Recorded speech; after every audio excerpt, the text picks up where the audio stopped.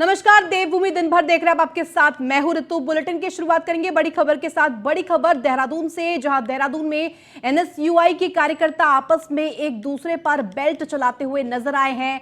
दोनों पक्षों में काफी देर तक ऐसे ही जूतम पेजार हुई। विवाद इतना बढ़ गया है कि कांग्रेस के वरिष्ठ नेताओं को बीच में आना पड़ा, तब जाकर मामला शांत हुआ। हालांकि उससे पहले दोनों गुटों में जबरदस्त हाथापाई हुई।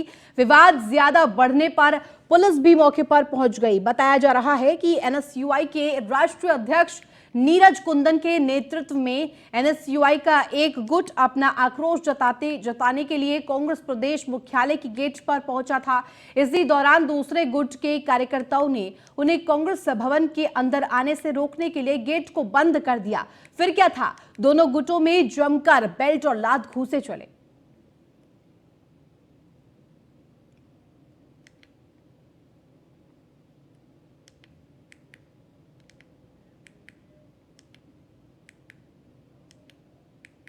वहीं मुख्यमंत्री पुष्कर सिंह धामी ने सोमवार को देहरादून सचिवालय से उत्तराखंड में एक नई पहल की शुरुआत की है। उत्तराखंड के ग्रामीण क्षेत्रों में राजस्व पुलिस की जगह पर अब नियमित पुलिस को कार्य दिए जाने पर मुख्यमंत्री ने अपनी सहमति देते हुए 6 नए पुलिस थानों का शुभारंभ किया है।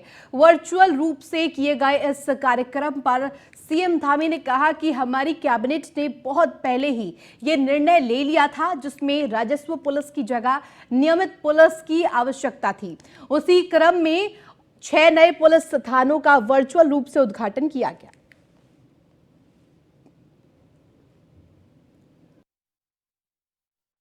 ये हम लोगों ने बहुत पहले से ही निर्णय लिया था। ये कैबिनेट में पूरी तरह से हमारा निर्णय हो गया था कि जितने भी जो राजस्व पुलिस के अंतर्गत आने वाले बहुत सारे स्थान हैं, चूँकि अब नया निर्माण हो गया है, पहले की अपेक्षा काफ़ी स्थितियां बदल गई हैं, वहाँ पर राजस्व पुलिस की जगह नियमित पुलिस की आवश्यकता है। और इसका हम लोगों ने चरणबद्ध तरीके से ये निर्णय लिया है कि जहाँ जहाँ भी राजस्व पुलिस की जगह नियमित पुलिस होनी है उनको करेंगे। उसी क्रम में आज 6 थानों का उद्घाटन किया जा रहा है जो नियमित पुलिस के तौर पर अब काम करेंगे। वही पूर्व मंत्री और कांग्रेस के वरिष्ठ नेता हरक सिंह रावत ने विधानसभा से बर्खास्त कर्मियों को लेकर बड़ा बयान दिया है। हरक सिंह रावत ने कहा कि जिन कर्मचारियों को बर्खास्त किया गया है उनकी कोई भी गलती नहीं है, जबकि जिन लोगों ने उन्हें गलत तरीके से विधानसभा में नियुक्ति दी उन पर कोई कार्रवाई नहीं की गई है। हरक सिंह रावत ने कहा कि यदि इस मामले की जांच होती है तो कई लोगों के द्वारा पैसे देकर नियुक्ति लेने की बात सामने आएगी। बिल्कुल, ये मैंने कहा ना कि उनके क्या गलती है। जो नियुक्ति जिनकी हुई है उन्होंने कोशिश करनी थी ना। मैं पहले कह रहा हूं, हर आदमी कोशिश करता, उन्होंने कोशिश की, वो उनकी नियुक्ति हो गई, उनको आपने सजा दे दी। लेकिन जिसने गलत काम किया, जिसने अपराध किया, उसको तो दी नहीं आपने सजा। तो ये कैसा दुर्भाग्य है। ये नेचुरल जस्टिस भी नहीं है। जिसका दोष ही नहीं है उनका, मैं सोचता हूं जिनकी नियुक्ति की हुई उनका कोई दोष नहीं है। उन्होंने प्रयास किया, किसी ने गलत तरीके से उनको नियुक्त कर दिया, चाहे पैसे लेके क्या हो, चाहे अगर जांच हो गई तो उनमें बहुत सारे लोगों ने तो पैसे देके नियुक्तियां हुई हैं। अब वो तो दोनों तरफ से मारे गए। वहीं पौड़ी के विकास भवन में मुख्यमंत्री पुष्कर सिंह धामी ने एनसीसी कैडेट्स और अन्य प्रतिभाशाली स्कूली छात्र छात्रों के साथ क्यों होता है गांव में पलायन विषय पर संवाद भी किया। इस मौके पर मुख्यमंत्री पुष्कर सिंह धामी ने मेधावी छात्र छात्रों को सम्मानित भी किया। मुख्यमंत्री पुष्कर सिंह धामी ने अपने संबोधन में पहाड़ों से हो रहे पलायन पर चिंता भी जताई। मुख्यमंत्री धामी ने कहा कि उत्तराखंड के लिए पलायन एक बड़ी चिंता का विषय है। पहाड़ों में लगातार पलायन हो रहा है। कई गांव का खाली होना राज्य और देश की सुरक्षा के लिए खतरा भी है। साथ ही साथ उन्होंने कहा कि राज्य सरकार रिवर्स माइग्रेशन पर कार्य कर रही है। केंद्र और राज्य सरकार की विभिन्न योजनाओं से लोगों को रोजगार और स्वरोजगार प्रदान कर गांव में रोकने का कार्य किया जा रहा है। कोरोना काल में लाखों प्रवासी अपने गांव आए और कई युवाओं ने स्वरोजगार को अपनाया। इसके साथ साथ आज वहीं युवा कई अन्य लोगों को भी रोजगार देने का कार्य कर रहे हैं। इसके साथ साथ सरकार और जनता के बीच आपसी समन्वय और सहभागिता से पलायन रुकेगा। राज्य में पलायन को रोकने के लिए पलायन आयोग अध्ययन कर रहा है।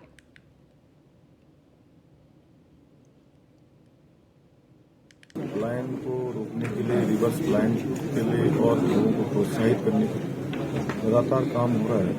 होम स्टे जैसी योजनाओं को लगातार प्रमोट किया जा रहा है, प्रोत्साहित किया जा रहा है। होम स्टे की संख्या बढ़े उसके लिए काम हो रहा है। स्वरोजगार के क्षेत्र में और ज़्यादा काम हो, उसके लिए हमारी सरकार ने जो बहुत योजनाएं पहले से बनाई हुई हैं, मुख्यमंत्री स्वरोजगार योजना है, मुख्यमंत्री नैनो योजना है, वीर चंद्र सिंह गढ़वाली पर्यटन की योजनाएं हैं, पंडित दीनदयाल उपाध्याय ऋण योजना है। अभी अनेकों योजनाओं को ठीक प्रकार से धरातल पर उतारी जाए, उसकी लगातार सरकार के स्तर पर मॉनिटरिंग लगातार। वहीं महाराष्ट्र के राज्यपाल रहे भगत सिंह कोश्यारी का राज्यपाल की पद से इस्तीफा मंजूर होने के बाद अब उत्तराखंड बीजेपी में भी हलचल तेज हो गई है। भगत सिंह कोश्यारी के वापस उत्तराखंड आने पर मुख्यमंत्री पुष्कर सिंह धामी ने कहा कि वह अनुभवी नेता है, उनका राजनीतिक जीवन बड़ा है और इसका लाभ उत्तराखंड और बीजेपी दोनों को मिलेगा। आपको बता दें कि उत्तराखंड बीजेपी में भगत सिंह कोश्यारी खाटी नेताओं से एक माने जाते हैं और वर्तमान में उत्तराखंड बीजेपी के ज्यादातर नेता राजनीति में उनके शिष्य रह चुके हैं।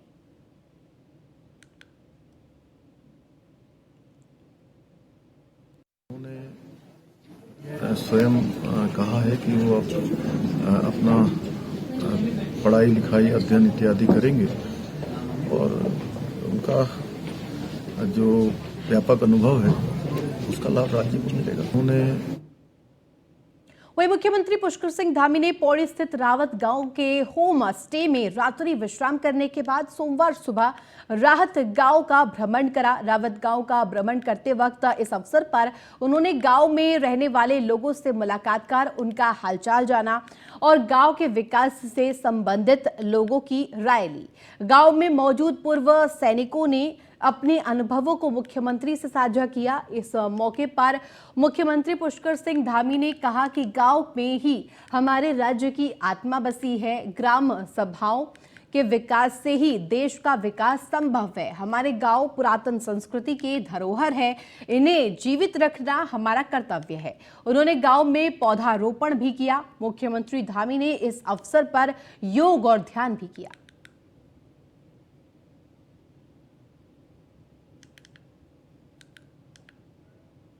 वहीं देहरादून में सीएम पुष्कर सिंह धामी का बड़ा बयान देखने को मिला है। 1,03,000 अभ्यर्थियों ने पटवारी भर्ती परीक्षा दी। तमाम हो हल्ले के बीच सकुशल परीक्षा संपन्न हुई है। इसी तौर पर सीएम पुष्कर सिंह धामी का कहना है, प्रशासन और आयोग का मैं आभार व्यक्त करना चाहता हूं।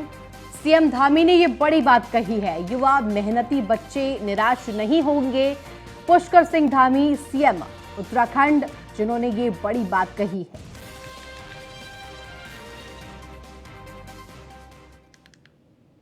सफलतापूर्वक 1,03,000 छात्र छात्राओं ने, हमारे बेटे बेटियों ने, भाई बहनों ने इस परीक्षा में भाग लिया है। मैं उन सभी को शुभकामनाएं देता हूं भविष्य के लिए और आयोग को भी, हमारे प्रशासन को भी, सभी को मैं बधाई देता हूं कि इतने सारे संदेहों के बीच में, तमाम प्रकार के मनगढ़ंत जो चीज़ें उछाली जा रही थी, स्थिति को संदेहास्पद बनाने का भरसक प्रयास किया गया। उसके बावजूद भी आयोग ने जहां और प्रशासन ने सफलतापूर्वक शांतिपूर्ण तरीके से इस परीक्षा को संपन्न किया और 1,03,000 छात्रों ने इसमें भाग लिया, जो बहुत बड़ी बात है। कुछ लोगों ने कुछ भ्रांतियां फैलाने का भी प्रयास किया है। हमारा जो नकल अध्यादेश आया है, उस नकल अध्यादेश से सारी परीक्षाएं निष्पक्ष होंगी। जो भ्रामक खबरें फैला रहे हैं, नकल अध्यादेश में इसका प्रावधान भी है, इसलिए उनके खिलाफ कार्रवाई। वहीं उत्तराखंड नकल विरोधी कानून के तहत पहली एफआईआर दर्ज की गई। उत्तरकाशी में रविवार को पेपर लीक की अफवाह फैलाने वालों के खिलाफ ये एक्शन लिया गया। उत्तराखंड सरकार का कहना है कि पेपर शांतिपूर्वक संपन्न हुआ। साथ ही सरकार ने यह भी कहा कि पेपर लीक की अफवाह फैलाने वालों पर कठोर कार्रवाई की जाएगी।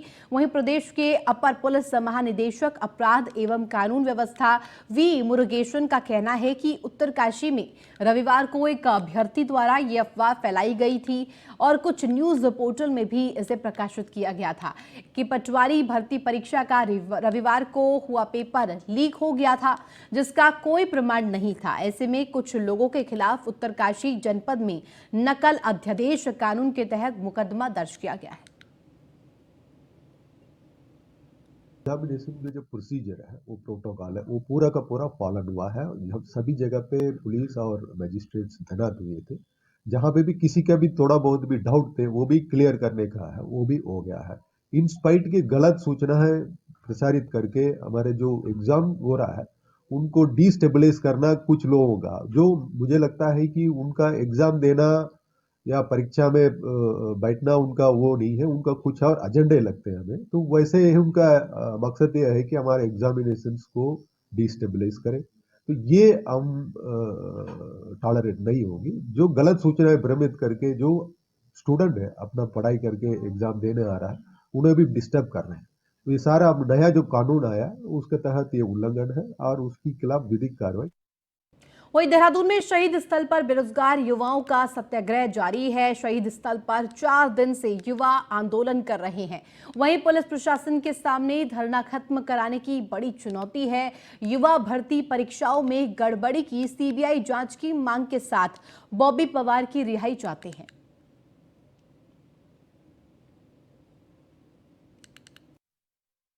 राजधानी में बेरोजगार छात्र संगठन के आंदोलन को शहीद स्थल पर आज चौथा दिन है। इनकी कई प्रमुख मांगों पर यूं तो सरकार ने निर्णय लिया, पर अभी भी ये अड़िग हैं अपने धरने पर। इनकी क्या कुछ मांगे हैं, बॉबी पवार अभी जेल में हैं, इनसे बातचीत करेंगे। ये युवा काफी संघर्ष कर रहे हैं, कई प्रकार से इनको हतोत्साहित किया जा रहा है, कहीं मुकदमों के डर से डराया जा रहा है, पर ये डिगे नहीं और अभी भी शहीद स्थल में मौजूद हैं। इनसे बातचीत करेंगे। आप लोगों के धरने को आज चौथा दिन है शहीद स्थल पे, वैसे तो 7 दिन से ज्यादा हो रहा है। अब क्या आपकी लोगों की प्रमुख मांगे हैं, क्या चाहते हैं आप? देखिए, हमारी प्रमुख मांगे 4 दिन पहले भी वही थी और आज भी वही है कि बॉबी भाई को और उनके संग साथियों के साथ जल्दी से जल्दी रिहा किया जाए। अदालत ने कुछ को बेल दी, कुछ की बेल पर आज सुनवाई होनी है। देखिए, अदालत ने कुछ को बेल दी है। उनको 6 बंदों को बेल दी थी जिनका पेपर था, वो भी बेल बॉन्ड पे साइन नहीं हुए उसमें, वो भी वहीं पे हैं। और आज के लिए अब देखते हैं क्या न्यायिक प्रोसीजर क्या चलता है, उसका हमें भी अभी पता नहीं है। क्या कहेंगे, सरकार का कैसा है रवैया? देखो सर, सरकार का रवैया, हमें सरकार से बहुत उम्मीद थी कि आप जल्दी इस पर निर्णय लेंगे। हम भी काफ़ी 3-4 दिनों से घर से बाहर हैं, ठंड में रात को रह रहे हैं यहाँ पर बिना बिस्तरों के, यहाँ दरी में सो रहे हैं, खुले आसमान के नीचे सो रहे हैं। हम तो चाह रहे थे सर कि माननीय मुख्यमंत्री जी हमारे अतिशीघ्र मांग मान लें। मांग कोई बहुत बड़ी मांग नहीं है, बॉय भाई को रिहा कर दीजिए, उनके साथियों को रिहा कर दीजिए, जो उन पर धाराएँ लगी हैं उनको आप कानूनी तौर से हटा दीजिएगा। तो अगर आप उनको मतलब उनको रिहा कर देते हैं तो हम यहाँ से चले जाते हैं। हम सिंपल सी मांग के लिए बैठे हैं। आपने और मांगे हमने की थी कि आप सीबीआई जांच करा रहे हो, आपने वो नहीं करी। आपने कहा कि 12 तारीख को जो पटवारी की परीक्षा हो रही है उसको निरस्त कर दिया, आपने वो नहीं करी। आपने जब दोनों मांगे हमारी नहीं मानी, हम एक मांग करी थी, आपने वो अवश्य मानी। हम उसका स्वागत करते हैं, दिल की गहराई से आपका धन्यवाद भी ज्ञापित करते हैं। हम लंबे समय से उस नकल विरोधी कानून की मांग करी, तो आपने वो अध्यादेश लाए हैं, उसके लिए हम माननीय मुख्यमंत्री जी का बहुत बहुत धन्यवाद ज्ञापित करते हैं। लेकिन साथ ही साथ इस मामले में अगर सरकार की नीयत साफ है, माननीय मुख्यमंत्री जी अगर युवाओं के पक्ष में हैं, तो बड़ा दिल दिखाना पड़ेगा। देखिए 60% आबादी हैं हम लोग, और हम लोगों ने माननीय मुख्यमंत्री जी को चुना है, और सरकार लोकतंत्र भी है।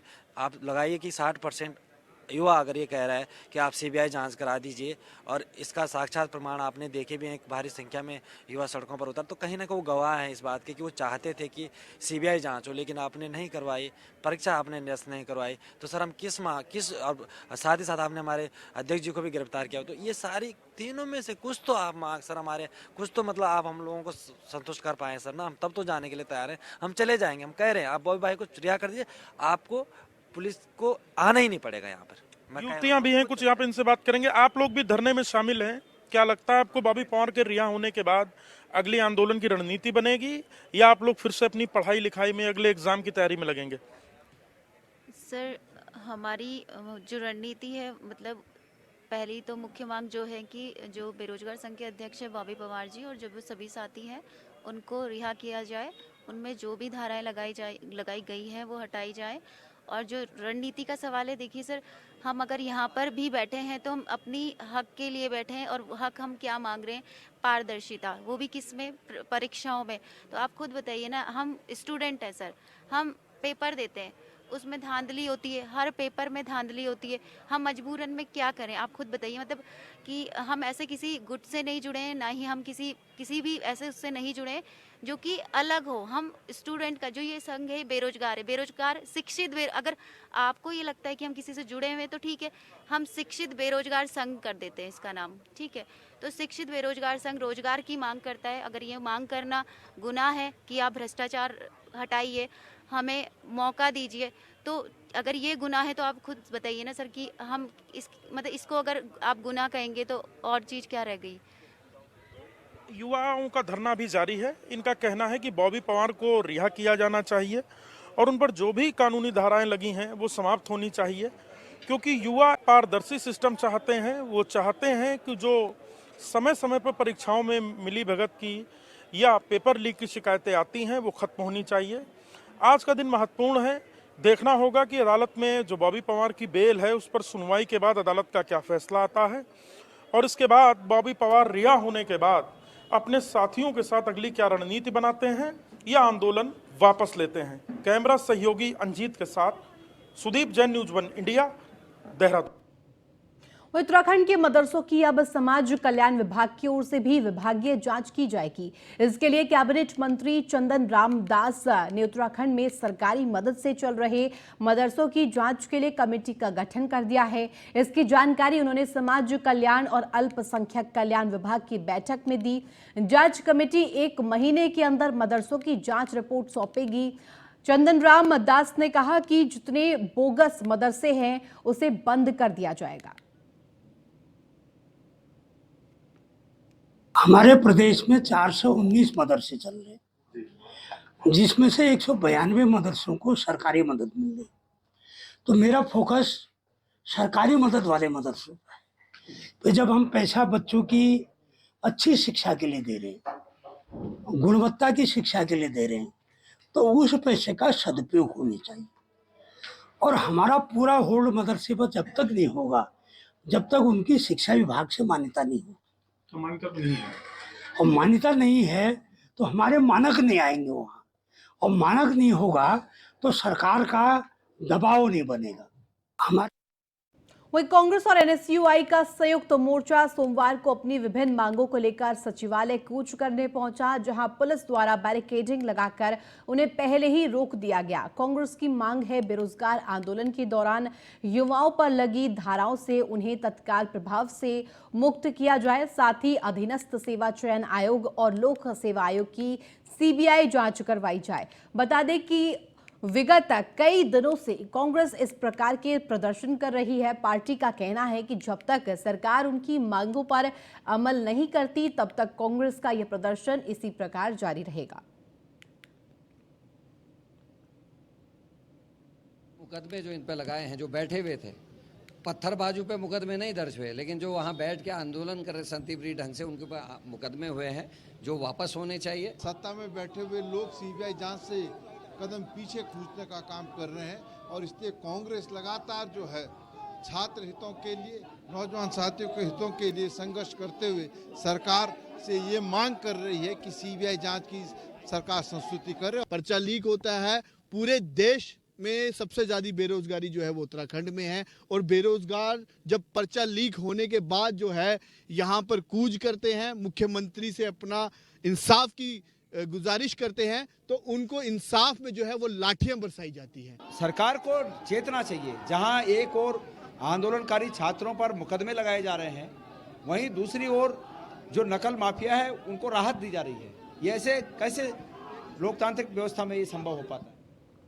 वहीं देहरादून में बीते दिन बेरोजगारों पर हुए लाठीचार्ज और भर्ती घोटालों की सीबीआई जांच की मांग को लेकर नेता प्रतिपक्ष यशपाल आर्य की अगुवाई में रुद्रपुर में कांग्रेस नेताओं ने गांधी पार्क में महात्मा गांधी की मूर्ति के पास धरना दिया। इस दौरान कांग्रेस नेताओं ने सरकार पर युवाओं की आवाज को बलपूर्वक दबाने का आरोप लगाते हुए भर्ती घोटालों की सीबीआई जांच की मांग की। क्या उत्तराखंड राज्य का निर्माण इसीलिए हुआ था? क्या उन लोगों को अधिकार नहीं, अपने भविष्य को चिंता है? जिस तरह से लगातार अधीनस्थ चयन सेवा आयोग से लेकर लोक सेवा आयोग जैसी संस्थाएं, जो संवैधानिक संस्थाएं हैं, वहां पर भी क्वेश्चन पेपर लीक हो जाते हैं। लगातार भर्तियों में घोटाला दिखता है, गिरफ्तारियां होती हैं, जेल से उनको बेल हो जाती है और आखिरकार यह देश, यह राज्य की दिशा में जा रहा है। माननीय मुख्यमंत्री जी कहते हैं कि हम एक भ्रष्टाचार मुक्त राज्य बनाएंगे, आदर्श राज्य बनाएंगे। कहां पर है, कहां पर ईमानदारी है? इनकी नियत में खोट। वहीं देहरादून की डीएम सोनिका ने अपने कार्यालय में जनता दरबार लगाया, जिसमें आम जनता की शिकायतें सुनी गई। जनता दरबार में लोग बिजली, पेंशन जैसी शिकायतें लेकर पहुंचे। हालांकि शिकायतों में कुछ पुरानी शिकायत भी रही, जिन्हें अधिकारियों द्वारा काम पूरा नहीं किया गया था। जिलाधिकारी ने कुल 95 से अधिक शिकायतें सुनी। करीबन 90 प्लस के करीबन हमारे पास आज शिकायतें आई हैं, जिसमें कि जैसे हमेशा की तरह होता है, कुछ तो लैंड से रिलेटेड हैं, कुछ अवैध कब्जा हो गया, कुछ आज तो पेंशन से भी रिलेटेड कुछ शिकायतें आई थी और नाले की समस्याएं और भूमि की क्षति होने की समस्याएं, इस तरह की कुछ आई थी शिकायतें। और हमने कोशिश की है, हमारे सारे अधिकारी यहीं थे, सभी को इंस्ट्रक्शन दिए थे कि तत्काल इनका निस्तारण कर दें। कुछ समस्याएं नगर निगम से रिलेटेड हैं, कहीं अवैध कब्जा हो रहा है कुछ, उसके बारे में।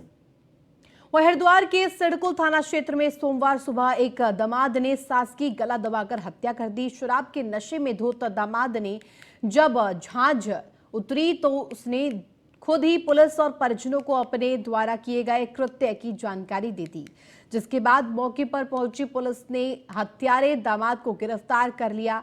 वहीं सिडकुल थाना क्षेत्र के महादेवपुरम कॉलोनी में हुई हत्या की इस वारदात से पूरे इलाके में सनसनी फैल गई है।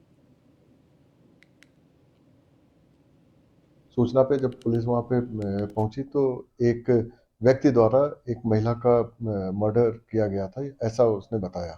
और जब पता किया गया तो वो व्यक्ति की सास है, जो व्यक्ति ड्रिंकन पोजीशन में था और रात को जब ड्रिंक करने के बाद घर गया तो घर पे दरवाज़ा नहीं खोला तो वो अपने ससुराल चला गया और दरवाज़ा खुलवा के अपने सास के पास गया और किसी बात पे उन्होंने बहस हुई और तहस में उसमें नशे में उसने गला दबाया और जिससे उसकी सास की सूचना। वहीं सोमवार को समाज कल्याण मंत्री चंदन रामदास ने समाज कल्याण और अल्पसंख्यक कल्याण विभाग की बैठक ली। इस बैठक में कई महत्वपूर्ण विषयों पर चर्चा की गई। बैठक के बाद मीडिया से बातचीत करते हुए कैबिनेट मंत्री चंदन राम द्वारा बताया गया कि प्रदेश पहली बार वृद्धा और वृद्धा पेंशन योजना सभी के लिए खोली गई है, जिसमें 80,000 नए आवेदकों के बाद पहली किश्त के रूप में जारी कर दिए गए हैं। दिव्यांग पेंशन धनराशि को भी 3,000 से बढ़ाकर 8,000 कर दिया गया है। चंदन राम दास ने बताया कि मुख्यमंत्री पुष्कर सिंह धामी जल्द ही दिव्यांगों के लिए एक बड़ी योजना की शुरुआत करेंगे। 3 महीने पहले माननीय मुख्यमंत्री की घोषणा के अनुसार हमने वृद्ध और वृद्धा को पेंशन देने का निर्णय लिया और आज मेरे पास जो सूचना आई है विभाग की, लगभग 80,000 नए लोगों ने आवेदन किया है और उसको हम इसी महीने पहली किस्त जारी करने जा रहे हैं। हमने जो दिव्यांग पेंशन की जो धनराशि थी, हमने उसको 3,000 से बढ़ा के 8,000 की है। हमने प्रत्येक जनपद में दिव्यांग कैंप लगाने का विचार किया है। वहीं ऋषिकेश में डॉक्टर की लापरवाही से एक मरीज की मौत हो गई, जिसके बाद परिजनों ने जमकर हंगामा किया। मौके पर पहुंची पुलिस ने शव को कब्जे में लिया। किसी तरह से पुलिस ने परिजनों को और ग्रामीणों को समझाया।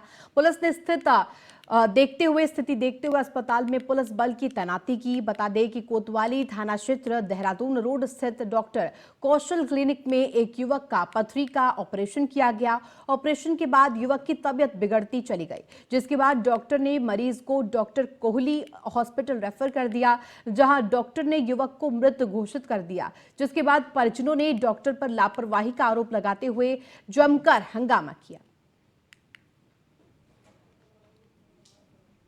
मैंने इसका सीटी स्कैन कराया निर्मल में, और इसको निर्मल ने बालक ने इसको अपना वो दिखाया, सीटी स्कैन दिखाया। इसने कहा कि 9 तारीख से सीटी स्कैन दिखाया, 10 तारीख को इसने तेरा ऑपरेशन हो जाएगा। 10 तारीख से 2 बजे से ऑपरेशन किया, कह रहा था कि 11 तारीख तुम घर चल जाना। तब उसको दिक्कत आई, उसके पेन हुआ, उसने उसका पथरी का ऑपरेशन भी मतलब कुछ हद तक उसने किया और उसको उसमें सफल नहीं हो पाया। और यहाँ जब उसकी तकरीबन लगभग 2-2.5 के बीच में उसकी उन्होंने कहा कि मृत्यु हो गई। अब सारी जिम्मेवारी जिस डॉक्टर ने उसका ऑपरेशन किया, सारी जिम्मेवारी उसकी बनती, उसने उसका केस बिगाड़ दिया। भाई केस तो उसने बिगाड़ा। आज हमारा पूरा गांव सारा एकत्रित हो रखा है, अस्पताल का घेराव कर रखा है, और हम चाहते हो तो फिलहाल देवभूमि दिन भर में बस इतना ही। आप देखते रहिए न्यूज़ 1 इंडिया।